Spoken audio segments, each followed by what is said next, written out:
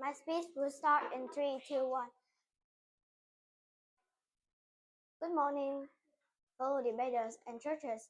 I'm the second speaker of the affirmative team. I understand the idea, but I disagree that children should do chores because it teaches them responsibility. For example, children can help their parents clean the house, wash the dishes, or tidy their room.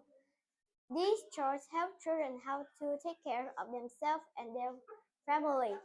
Some people might think that children are too young to do chores. Children can do simple chores that are safe and good for their age. Therefore, I think that children should do chores because chores help them responsibility and help them become independent. Thank you for listening.